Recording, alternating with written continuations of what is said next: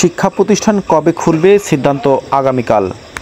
পবিত্র ঈদুল আজহা ও গ্রীষ্মকালীন অবকাশ উপলক্ষে শিক্ষা প্রতিষ্ঠানে টানা 20 দিনের ছুটি চলছে।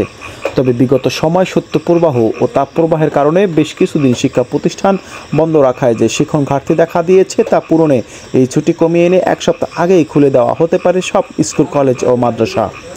একই সঙ্গে ঈদুল আজহার পর শনিবারে পুনরায় সাপ্তাহিক ছুটি ফিরিয়ে দেওয়া হতে পারে। শিক্ষা মন্ত্রণালয় সূত্রে এসব তথ্য জানা গেছে। সূত্র বলছে, ঈদের ছুটি ঠিক থাকলেও গ্রীষ্মকালীন ছুটি কমিয়ে আনা ও শনিবারে ছুটি ফিরিয়ে দেওয়ার বিষয়ে আলোচনা চলছে।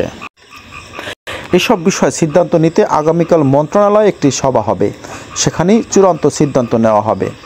এ বিষয়ে জানতে চাইলে শিক্ষামন্ত্রী মহিবুল হাসান চৌধুরী বলেন, আগামীকাল আলোচনা করে এ ব্যাপারে একটা সিদ্ধান্ত দেওয়া হবে। শিক্ষা মন্ত্রণালয়ের মাধ্যমিক ও উচ্চশিক্ষা বিভাগের মাধ্যমিক শাখার একজন উপসচিব জানান, চলতি বছরের শুরুতে তীব্র শীত এবং মাঝামাঝি সময়ে প্রচণ্ড গরমের কারণে শিক্ষা প্রতিষ্ঠান বন্ধ রাখতে হয়েছে। এর ফলে শিক্ষণ ঘাটতি তৈরি হয়েছে। আবার নতুন শিক্ষাক্রম অনুযায়ী সেসব শ্রেণীতে পাঠদান হচ্ছে। সেসব শ্রেণীতে জুলাই মাসে অনুষ্ঠিতব্য ষান্মাসিক মূল্যায়নের প্রস্তুতি ভালো হয়নি। অনেক শিক্ষা প্রতিষ্ঠান নির্ধারিত সিলেবাসও শেষ করতে পারেনি। এই জন্য একটি সভার মাধ্যমে বিষয়টি চূড়ান্ত সিদ্ধান্ত করা হবে। বছরের শুরুতে শিক্ষা প্রতিষ্ঠানের ছুটি তালিকা, বিভিন্ন পরীক্ষা ও মূল্যায়নের সূচি ঘোষণা করে শিক্ষা মন্ত্রণালয়। মাধ্যমিক ও উচ্চশিক্ষা বিভাগ থেকে স্কুল ও কারিগরি মাদ্রাসা শিক্ষা বিভাগ থেকে মাদ্রাসা কারিগরি শিক্ষা প্রতিষ্ঠানের ছুটির তালিকা প্রকাশ করা হয়।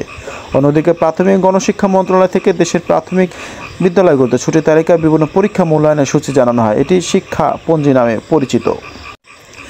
এদিকে ভুল চাহিদায় নিয়োগ বঞ্চিত শিক্ষকদের জন্য সুখবর। চতুর্থ গণবিজ্ঞপ্তিতে চূড়ান্তভাবে সুপারিশপ্রাপ্ত হয়ে প্রতিষ্ঠান প্রদানের ভুল চাহিদায় যারা ভুল পদ পেয়েছিলেন তাদেরকে পঞ্চম গণবিজ্ঞপ্তি থেকেই প্রতিস্থাপন করা হতে পারে। শিক্ষা মন্ত্রণালয় এবং এনটিআরসি সূত্রে এমন তথ্য জানা গেছে। জানতে চাইলে বেসরকারি শিক্ষক নিবন্ধন ও প্রত্যয়ন কর্তৃপক্ষের সচিব ওবায়দুর রহমান বলেন, প্রতিস্থাপনের জন্য একটি মিটিং হয়েছে এবং যারা প্রতিস্থাপনের যোগ্য তাদের একটি তালিকা হয়েছে। পঞ্চম গণবিজ্ঞপ্তির প্রাথমিক সুপারিশের পর যে পদগুলো থাকবে সেগুলো থেকে তাদের জন্য পদ পাওয়া যাবে, কারণ অনেক পদ শূন্য রয়েছে এখনও।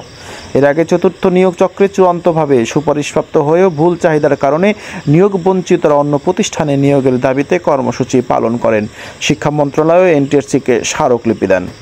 ভুল চাহিদায় সুপারিশপ্রাপ্তরা চতুর্থ গণবিজ্ঞপ্তিতে 20 অক্টোবরে প্রাথমিকভাবে নির্বাচিত 32,480 জনের মধ্য থেকে 27,074 জন প্রার্থীকে বিভিন্ন শিক্ষা প্রতিষ্ঠানে যোগদানের জন্য চূড়ান্তভাবে সুপারিশ করা হয়। কিন্তু কয়েক শতাধিক শিক্ষক পদপ্রত্যাশী চূড়ান্তভাবে সুপারিশপ্রাপ্ত হওয়ার পরও প্রতিষ্ঠান প্রধানের অনীহা ও প্যাটার্ন জটিলতার কারণে যোগদান করেননি কিংবা যোগদান করলেও এমপিও হননি। তারা জানান, প্রতিষ্ঠান প্রধান যদি ভুল না করতেন তাহলে কোনো এক প্রতিষ্ঠানে নিয়োগপ্রাপ্ত হতাম।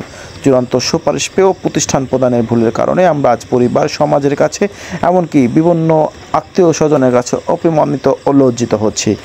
বিষয়টি নিয়ে আমরা দুর্বিষহ জীবনযাপন করছি। এখান থেকে আমাদের বেঁচে থাকা অনেকটা দায়িত্ব হয়ে দাঁড়িয়েছে এখন।